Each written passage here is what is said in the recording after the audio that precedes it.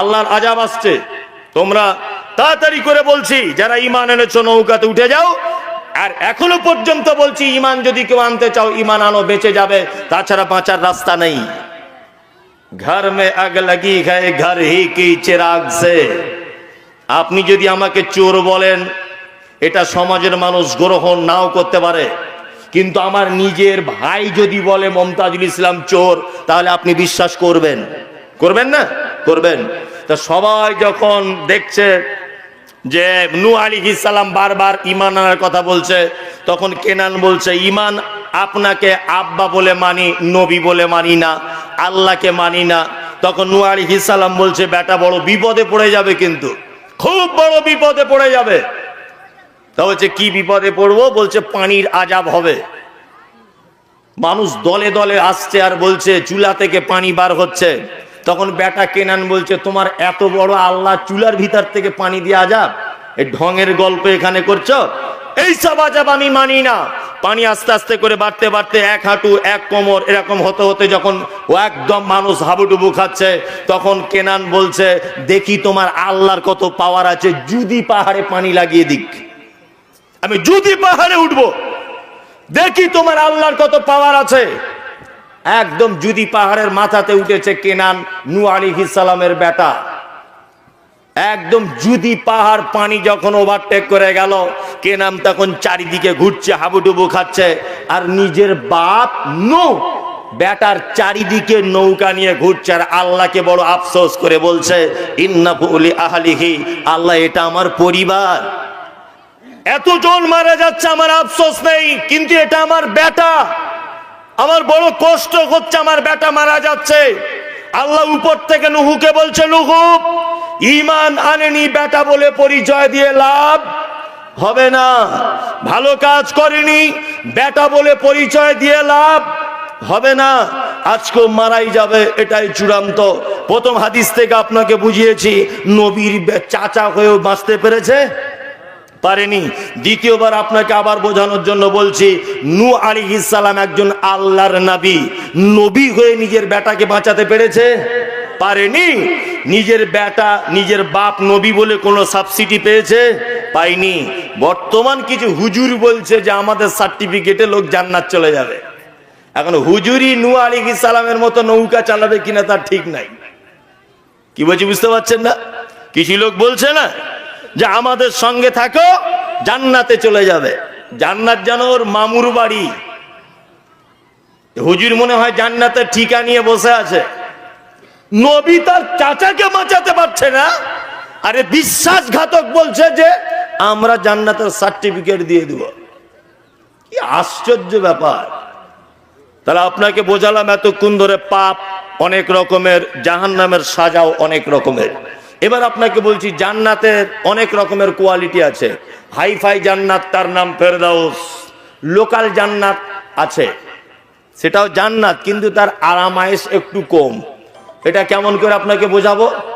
এই দেখুন আপনাকে বোঝাই। আপনি এখান থেকে কিষানগঞ্জ থেকে ট্রেন ধরবেন, যাবেন আপনি কোথায়? দিল্লিতে ধরে নেন। তা দিল্লিতে যাবেন, দিল্লিতে টিকিট কেটেছেন, লোকাল টিকিট কেটেছেন, জেনারেল টিকিট, তার দাম 300 টাকা। 300 টাকা দিল্লিতে যাবার টিকিট কেটেছেন। জেনারেল কম্পার্টমেন্টের টিকিট বুঝেন তো?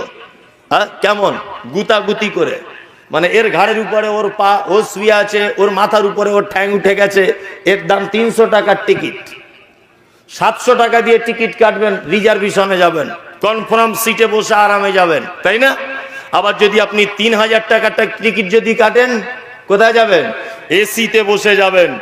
একটাই প্ল্যাটফর্ম থেকে গাড়ি ছাড়বে, একই গতিতে চলবে, একটাই ড্রাইভার চালাবে, একই টাইমে দিল্লিতে পৌঁছাবে, একই টাইমে ছাড়বে, একই গার্ডম্যান থাকবে।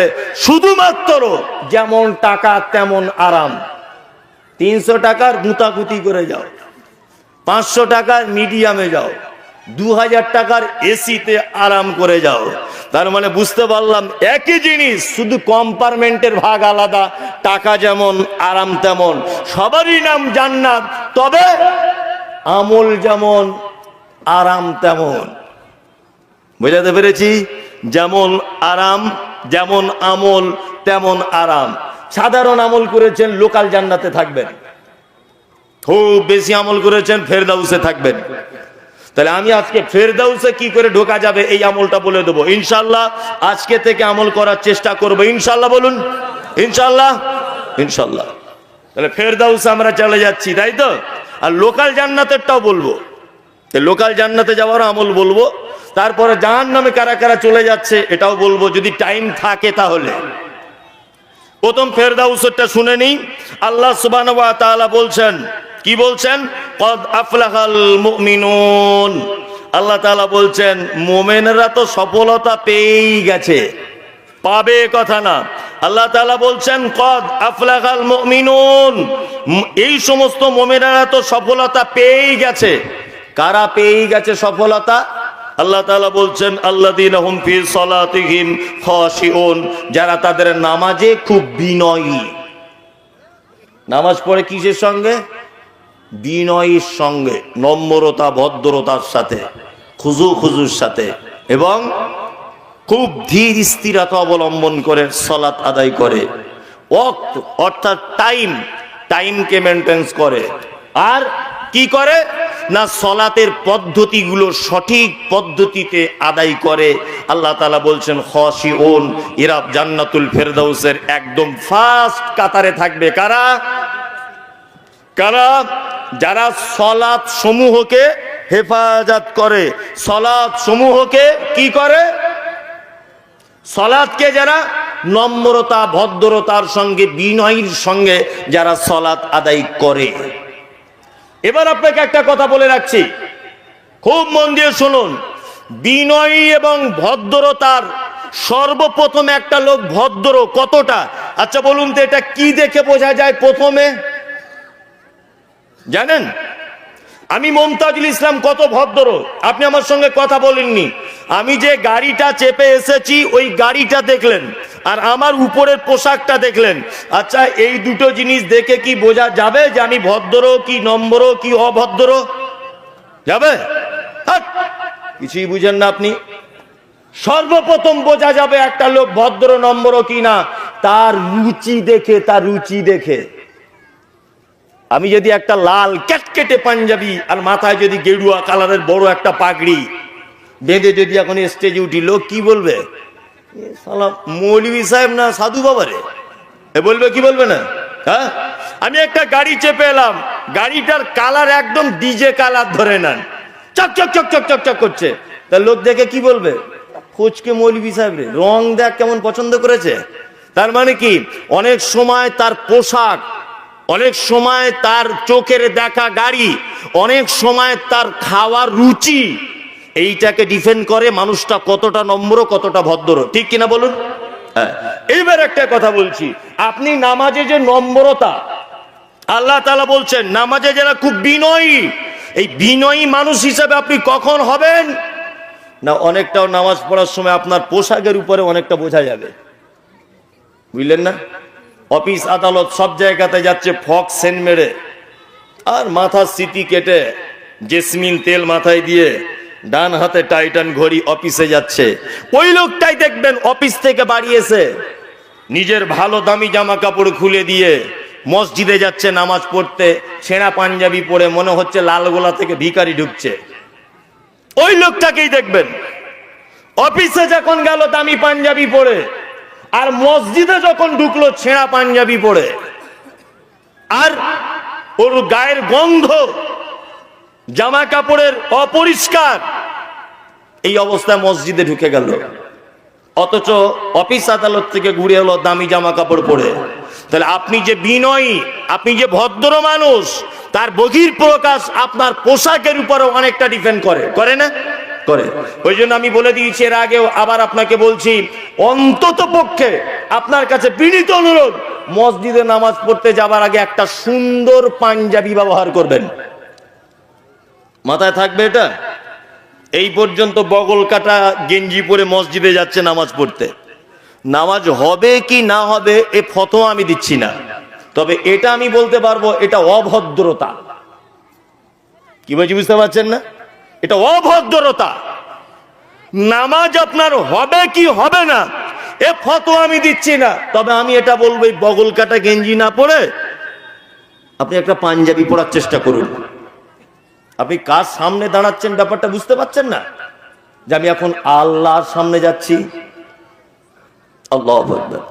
আচ্ছা, পবিত্র কোরআনে আল্লাহ এ কথা বলেছেন যে ইন্নাস সালাতা তানহা আনিল ফাহশাই ওয়াল মুনকার, নিশ্চয়ই নামাজ নামাজিকে কুকর্ম কুকথা থেকে বিরত রাখে। এটা আল্লাহ বলেছে কি বলেনি? বলেছে, বলেছে। আল্লাহ বলেছে নামাজিকে মন্দ কাজ ও কথা থেকে আমি বিরত রাখি।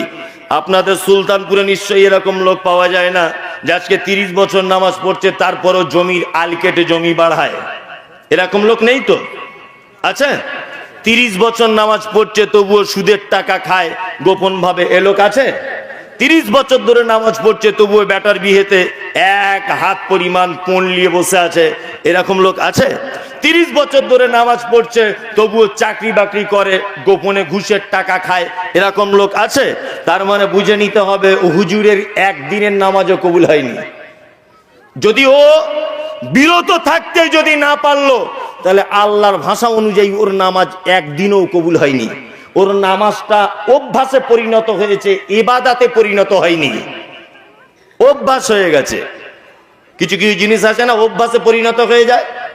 হ্যাঁ, তা না আজান হলে মসজিদে যেতে হবে, এটা ওর অভ্যাস হয়ে গেছে, ও আল্লাহর ভয়ে ইবাদাতে পরিণত করতে পারেনি। তাহলে আপনাকে মসজিদে যখন যাবেন, নামাজ পড়লেন 30 বছর, তারপরেও আপনি পরিবর্তন হতে পারছেন না, তার মানে ভেবে নিতে হবে আপনার নামাজ কবুল হচ্ছে না।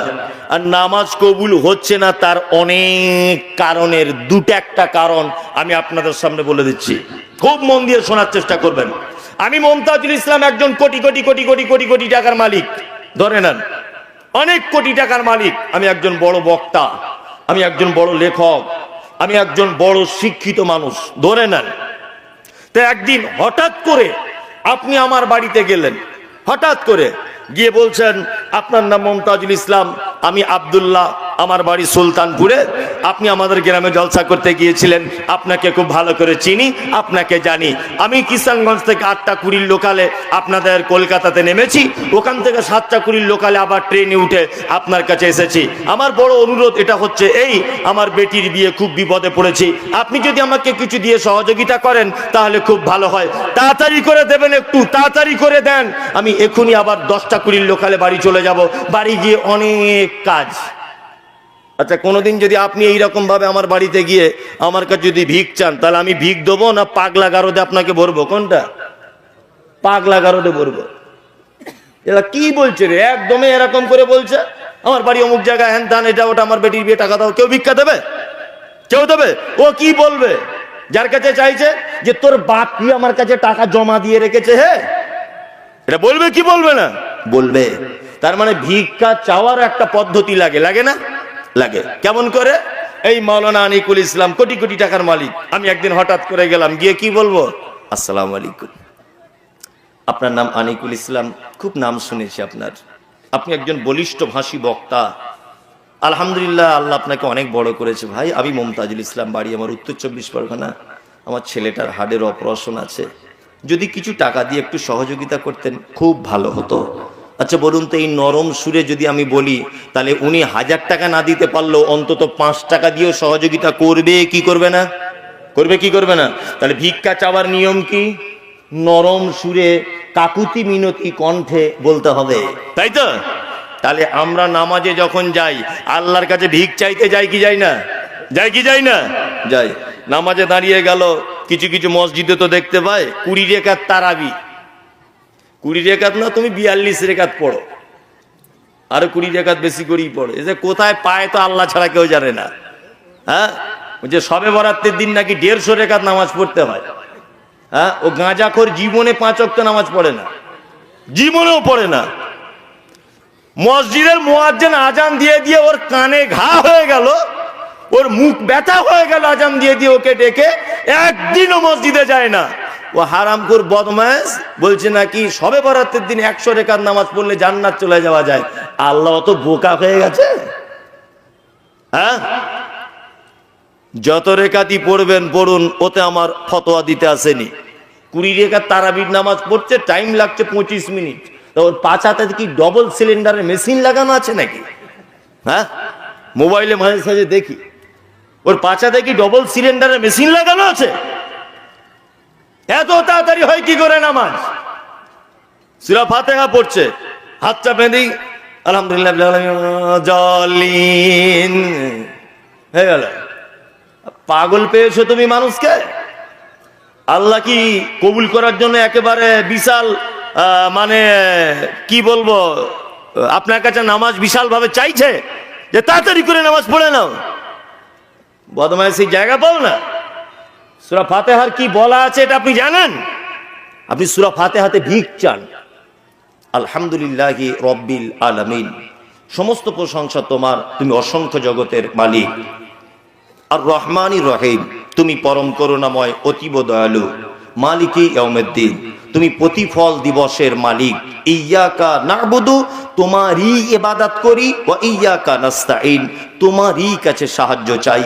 ইহদিনাস সিরাতাল মুস্তাকিম, আল্লাহ তুমি আমাকে সহজ পথের পথিক করো। সিরাতাল্লাযীনা আনআমতা আলাইহিম, তুমি ওই পথে চালাও যে পথে তুমি মানুষদেরকে পুরস্কারিত করেছো। গায়রিল মাগযুবি আলাইহিম, ওদের পথ থেকে আমাকে দূরে সরিয়ে দাও, ওদের পথের পথিক করো না।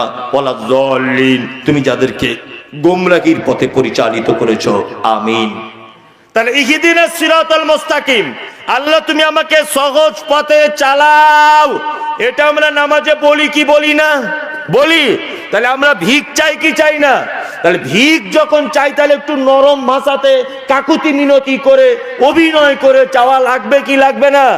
তা যারা বলছে আলহামদুলিল্লাহ রাব্বিল আলামিন জালিন আমিন, আচ্ছা এদের ভিক জীবনে পাবে? এরা জীবনে সঠিক পথ পাবে? পাবে না, জীবনেও সঠিক পথ পাবে না। তাহলে নামাজে খাশিউন, বিনয়ী হতে হবে আপনাকে। নামাজে বিনয়ী হতে মন চাইছে না, তাই তো? দুটি কথা মাথায় রেখে আজকে থেকে নামাজ পড়ুন। এক, নামাজে যখন দাঁড়াবেন তখন এটা ভেবে নিবেন আল্লাহর নবী বলেছেন, নয় তুমি আল্লাহকে দেখছো, নয় আল্লাহ তোমাকে দেখছে। এতেও যদি তোমার নামাজে বিনয়ী ভাব না আসে, আর একটা কথা আল্লাহ কোরআনে বলেছেন, অসজুদ ওয়াক্তারিব, বান্দা যখন সেজদায় লুটিয়ে পড়ে আমি তার এত কাছে চলে আসি, আমি তার এত কাছে চলে আসি।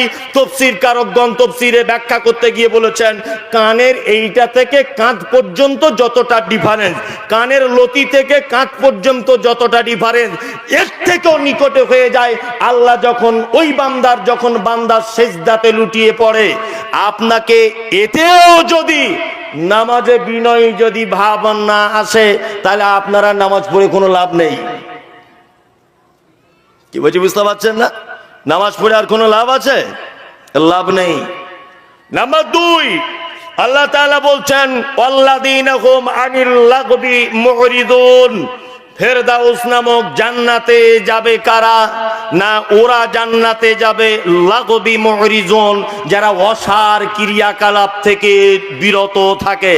মানে ফাউ গল্প, হাসি মজাক, গীবত, পরনিন্দা, 2 নম্বরী কথা, এই সমস্ত কথাবার্তা থেকে যারা দূরে থাকে, আল্লাহ তাআলা বলছে এরা ফেরদাউস নামক জায়গাতে যাবে। আমরা এবারে বলুন যাওয়ার চান্স আছে না নাই? আছে? যাওয়া, এরপরেও বলছেন যাওয়ার চান্স আছে? এরপরেও আপনি বলছেন যাব? আশ্চর্য ব্যাপার। আশা করুন যে আপনি যাবেন, এটা আশা করুন। আল্লাহ যদি দয়া হয় তাহলে আপনার আমার কৃতকর্মের ফলে ফেরদাউস পাওয়া খুব বড় মুশকিল। মুশকিল নয়? চায়ের দোকানে বসে এখানে ওখানে শুধুতে এর বইয়ের কথা, ওর মা কি করেছে, ওর বোন কি করেছে। একজনে বলছে শালা 2 তলা বাড়িটা কি করে করলো বল দেখিন। আর একজন তখন বলছে কলকাতায় কাজে গিয়েছিল, মাল ঝেড়ে এনেছে। ও যে মাল ঝেড়ে এনেছে আপনি বুঝলেন কি করে? আপনি বুঝলেন কি করে? একটা লোক চাকরি পেয়েছে, তার একটা লোক পাশ থেকে বলছে ওর বেটা কে এমনি চাকরি পেয়েছে, 15 লাখ টাকা ঘুষ খেয়েছে, তবে চাকরি হয়েছে। ওর বেটা 15 লাখ টাকা ঘুষ খেয়েছে, আপনি কি দেখতে গিয়েছিলেন? হ্যাঁ, দেখতে গিয়েছিলেন আপনি? এই গীবত, পরনিন্দা, সমালোচনা আজকে ক্লাব থেকে, চায়ের দোকান থেকে শুরু করে আল্লাহর ঘর, মসজিদ পর্যন্ত পৌঁছে গেছে। ঠিক বলছি না ভুল বলছি? নামাজ পড়ে দেখবেন 4-5টা বয়স্ক লোক বসে গেল, গিয়ে দেখবেন এর কথা ওর কথা, ও কি করছে এ কি করছে, এই কথাবার্তায় ব্যস্ত। ব্যস্ত না? ব্যস্ত। ইমাম সাহেব ভাইরা আছেন এখানে, কে ইমামতি করেন?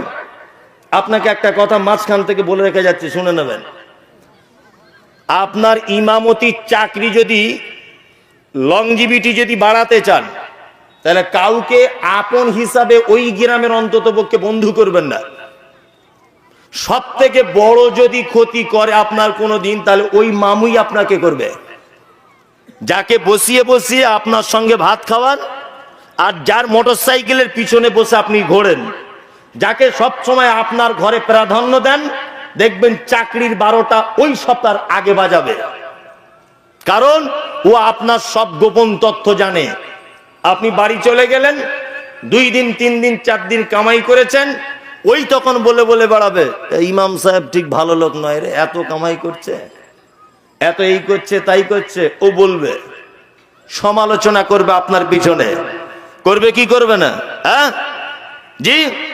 ওমিনান নাস মাইয়াকুলু আমান্না বিল্লাহি ওয়া বিল ইয়াউমিল আখির ওয়া মা হুম বিমুমিনিন। আল্লাহ সুবহানাহু ওয়া তাআলা বলছে, ওমিনান নাস মাইয়াকুলু আমান্না বিল্লাহ। হে নবী, কিছু মানুষ আপনার কাছে এসে বলে যে আমরা আল্লাহ এবং তার রাসূলের উপর ঈমান এনেছি। আল্লাহ তারপরে বলছেন ওয়া মা হুম বিমুমিনিন।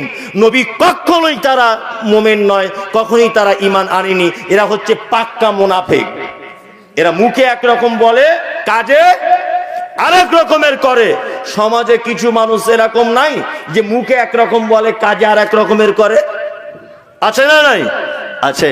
আল্লাহ তাআলা বলছে আনিল লাগবি মুরিজুন, যারা এই সমস্ত অসৎ কথাবার্তা থেকে বিরত থাকবে, অচিরেই তারা মারা যাবার পরে ফেরদাউস নামক জান্নাতে চলে যাবে। নাম্বার 3, আল্লাহ তাআলা বলছেন আল্লাযীনা হুম লিযাকাতি ফাইলুন, যারা নিজের জাকাতের ব্যাপারে খুব সক্রিয়, খুব ভালো ভূমিকা পালন করে। বর্তমান বাজারে যত ধনী মানুষ রয়েছেন, জি, এনারা বেশিরভাগ জাকাত যত মাদ্রাসাতে দেন, মক্তবে দেন, ফকির মিসকিনদেরকে দেন, তার থেকে নিজের জাকাত নিজে বেশি খানেওয়ালা লোক বেশি। নিজের জাকাত নিজে বেশি খায়। আপনাদের সুলতানপুরে ভিখারি আছে? ভিখারি একটাও কোনো লোক ভিক্ষা করেন এরকম লোক আছে? আচ্ছা, আপনাদের গ্রামে নেই, 2-4টে গ্রামের মধ্যে কোনো ভিখারি আছে? আছে না? মুসলিম গ্রামে আছে। কারোর মা হোক, কারোর বাপ হোক, কারোর ভাই হোক, দেখবেন ভিক করতে আসে। আসে না? ভিক করতে আসে। আল্লাহু আকবার। আপনি অবাক হয়ে যাবেন একটা কথা বললে।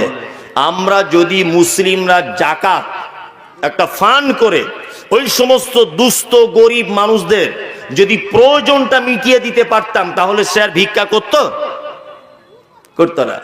আমাদের জাকাত ফেতরা বিলি করার একটা সিস্টেম আমরা আজও পর্যন্ত পরিবর্তন করতে পারলাম না। কি সিস্টেম? একটা লোকের জাকাত হয়েছে 20,000 টাকা, 15,000 টাকা শাড়ি কিনে এনেছে, 15,000 টাকার লুঙ্গি কিনে এনেছে, ইনে পাড়ায় গরিব মানুষদেরকে বিলি করছে। আচ্ছা বলুন তো, লুঙ্গি আর শাড়ি দিয়ে ওর গরিবী অবস্থাটা দূর হবে? হবে? হবে না। তাহলে আপনার 20,000 টাকা জাকাত হয়েছে, আপনি এক কাজ করুন না, ও যদি জাকাতের হকদার যদি হয়, তাকে আপনি একটা ভ্যান কিনে দেন আর একটা ফুচকার ব্যবসা করার কাঁচের ঘর তৈরি করে দেন, যে তুমি গাড়িতে করে প্রতিদিন ফুচকা বিক্রি করবে, দ্বিতীয় কোনোদিন যেন তোমাকে আর ভিক করতে না দেখি। এই পদ্ধতি যদি করা যায়, তাহলে মুসলিমদের ভিতরে অর্থের যে সংকট রয়েছে কিছু মানুষদের মাঝে, এই সংকট দূর হবার চান্স আছে না নেই? আছে। আর আপনি জাকাত দিচ্ছেন কেমন করে? না, জাকাত দিচ্ছেন কোথা থেকে এসেছেন? না, আমি 2 মোহনা থেকে। না, 10 টাকা দাও। আপনি 10 টাকা করে দিলেন, ও সারাদিন 20টা লোকের বাড়ি ঘুরলো, 200 টাকা হলো। ওরও জীবনে অভাব মিটবে না, আপনিও জাকাত পূর্ণভাবে দিতে পারবেন না। অবশেষে জাকাতের মাল বেশি থাকবে, নিজের জাকাতে নিজে রান্না করে খাবেন। কি বলছি বুঝতে পারছেন না? আল্লাহ তাআলা বলছেন জাকাতের ব্যাপারে খুব সক্রিয় হতে হবে। নাম্বার 4, আল্লাহ তাআলা বলছেন আল্লাযীনা হুম লিফুরুজিহিম হাফিজুন, যারা তার লজ্জাস্থানের হেফাজত করে, পর্দা পুরুষিদা যারা করে। আপনাদের এখানে অবশ্য আছে, অসুবিধা নেই, তাই তো? সারা জীবন আমরা 2-3টে বক্তব্য খুব মনোযোগ সহকারে করি আলেম ওলামারা, এবং খুব ভালো করে বলি। সেটা হচ্ছে কি না, মহিলারা পর্দা করবে, তাই না? মহিলারা পর্দা করবে। আর আমার বাড়ির মা বোনেদেরকে দুটো কথা বলে ঘরে ঢুকিয়ে রেখে দিয়েছি। এক, স্বামীর পায়ের তলায় জান্নাত, বেশি ফটর ফটর করবি না, তাহলে জান্নাত পাবি না। ও যদিও বা কিছু চেড়ে বলতে চায় তা ওকে বলতে দেওয়া হয় না, এই বেশি চিল্লামিল্লি করিস না, জান্নাত যেতে পাবি না, এটা বলে। আর একটা কথা বলে, কোথাও যাবার বেশি চেষ্টা করবি না, তুই ঘরে থাকার জিনিস, তোকে পর্দা করার জিনিস, তুই ঘরের ভিতরে থাক। আমি মমতাজুল ইসলাম বলছি, হুজুর শুধু মেয়েরা পর্দা করবে না, ছেলেদেরও পর্দা আছে। যদি বলছেন ছেলেদেরও পর্দা, হ্যাঁ ছেলেদেরও পর্দা আছে। পরশুদিন আন্ডার প্যান্ট পরে ঘুরতো, কালকে গেছে চেন্নাই রাজমিস্ত্রি কাজ করতে, বড় ঠিকাদার হয়েছে, 20 লাখ টাকার মালিক হয়েছে। 3 মাস পরে বাড়ি এসেছে, সোনার একটা মোটা চেন পরে গলাতে, আর লুঙ্গিটা চেড়া লুঙ্গি, বুঝলেন না, চেড়া লুঙ্গি ভালো করে পড়েছে, আর বুকে ছাতি বার করে খালি গায়ে সকালবেলা ব্রাশ করছে, এরকম করে ঘুরছে রাস্তা দিয়ে। পরশুদিন আন্ডার প্যান্ট পরে ঘুরতো, ওকে কেউ চিনত না। আজকে কিছু টাকার মালিক হয়েছে ওই জন্যই। একটা পুরুষ যেমন একটা মহিলাকে দেখলে তার মনে যেমন কাম ভাব জাগে, ঠিক তেমন একটা মহিলাও একটা সুস্বাস্থ্য দেহ সম্পূর্ণ পুরুষ মানুষকে দেখলে তারও মনে কাম ভাব জাগে। জাগে কি জাগে না? আল্লাহর নবী বলেছেন, কোন মহিলা যেন আর একজন মহিলার গায়ে যেন হাত যেন না লাগায়। আর পর্দার বিধানটা বিশ্ব নবী কত দূর থেকে তিনি যেন সাপোর্ট দিয়ে দিয়ে দিয়ে দিয়ে দিয়ে দিয়ে তিনি যেন আসছেন। আল্লাহর নবী বলেছেন, একজন বালেগ হয়ে যাবা মহিলা, একজন বালিগা হয়ে যাবা মহিলা, যা ঋতু হয়েছে, এই রকম কোন মহিলা তার মায়ের সঙ্গে একটা খাটের উপরে একটা চাদর গায়ে নিয়ে শুতে পাবে না। ইসলাম এটা নিষেধ করে দিয়েছে। একজন মহিলা বালেগা হয়েছে, তার ঋতু শুরু হয়েছে, তার মা আর ওরা মানে মা আর বেটি দুইজনা মিলে একটা বিছানাতে চাদর গায়ে দিয়ে শুতে পাবে না, ইসলাম নিষেধ করে দিয়েছে। দুটো পুরুষ মানুষ, যুবক, যৌবন চলে এসেছে, শীতের দিনে একটা কাঁথা গায়ে দিয়ে শুতে পাবে না। আমাদের বিয়েতে গায়ের হলুদ লাগানোর একটা প্রথা আছে, নেই? আপনাদের দিকে আছে? মেয়েদের গায়ে হলুদ লাগায়, আছে না? এখন ইদানিং কিছু ছেলেরাও লাগাচ্ছে, তাই না? ছেলেরা আপনাদের দিকে লাগায় না? লাগায় না তো? লাগায় না, লাগায় না। ও মৌলভী সাহেবদেরকে দেখতে পারে না। কিছু যুবক ছেলে আছে, বলছে মৌলভী সাহেবদের দেখলে ঘিন ঘিন ঘিন ঘিন করে আমার গা হাত পা, ওদেরকে একদম দুই চোখে দেখতে পারি না। হে, মৌলভী সাহেবদের দেখতে পারে না, ঠিক আছে, তা বিয়ের সময় তো একদম বড় পাঞ্জাবি টুপি পরে মৌলভী সাহেবদের মতো ভ্যাক করে আব্দুল কাদের জিলানির মতো মুখে রুমাল দিয়ে বিয়ে করতে যাও, তখন মৌলভী সাহেবদের পোশাক পরতে লজ্জা লাগে না? হ্যাঁ, অনেক মানুষ বলে মৌলভী সাহেবদেরকে দেখতে পারি না, তো মৌলভী সাহেবদের তোমায় দেখতে হবে না? তা বিয়ের সময়তে যাও এরকম আন্ডারস্টার্টিং প্যান্ট পরে যাও, তখন তো বড় পাঞ্জাবি পরে আর মাথাতে একদম কাঠের টুপি লাগিয়ে মুখে রুমাল দিয়ে বিয়ে করতে যাচ্ছ, মানে তখন একটু মৌলভী সাজতে ঢং হয় নাকি? হ্যাঁ, মেহেন্দি পরানোর একটা প্রথা আছে হাতে, একটা মহিলা আর একটা মহিলার মেহেন্দি পরিয়ে দিচ্ছে। জি, যদি বা মেহেন্দি পরানো হারাম এটা আমি বলছি না, যদি পড়াতেই হয় তাহলে ওর মা পড়াবে, অসুবিধা নেই, ওর ফুপু পড়াবে, এতে অসুবিধা হবে না, ওর খালা পড়াবে, এতে অসুবিধা হবে না। আল্লাহ নবী পর্দার ব্যাপারে, জেনার ব্যাপারে বলতে গিয়ে কত দূর থেকে গাইড করছে শুধু দেখুন। মামাতো বোন, খালাতো বোন যদি ওর গায়ে মেহেন্দি পড়ায়, তাহলে ওর শরীরটা নরম না শক্ত সেটা সে বুঝতে পারবে কি পারবে না? পারবে। তাহলে একটা মেয়ে ওর গায়ে হলুদ মাখালো, তার স্বামীটা ধরে নেন কাঞ্চন মল্লিকের মতো, ধরে নেন আপনি ওর স্বামীটা কাঞ্চন মল্লিকের মতো, জি, আর ও গল্প করছে, কার সঙ্গে গল্প করছে? ওর স্বামীর সঙ্গে রাতের বেলাতে, যে আজকে স্বামীমার গোসল করালাম, গায়ে হলুদ দিলাম, স্বামীমার গাটা কি নরম তুলোর মতো, ও স্বামী তখন মনে মনে ভাবছে তোর গা তো শক্ত ইটের মতো, মনে মনে ভাবছে তাহলে ওকেই বিয়ে করলে আমার ভালো হতো। এটাও ভাববে কি ভাববে না? অন্তরে জেনা থেকেও দূরে থাকার জন্য আল্লাহ নবী সাল্লাল্লাহু আলাইহি ওয়াসাল্লাম বলেছেন কোন নারী যেন আর একটা নারীর শরীরে হাত দিয়ে নরম কি শক্ত এই অনুভবটা যেন না করতে পারে। অবশ্যই এই ব্যাপারগুলোতে মাথায় রাখবেন। এই যা জলসা যা চলছে এখন, জলসাগুলো মেলাতে পরিণত হয়েছে। কি বলছি বুঝতে পারছেন না? জলসা মেলাতে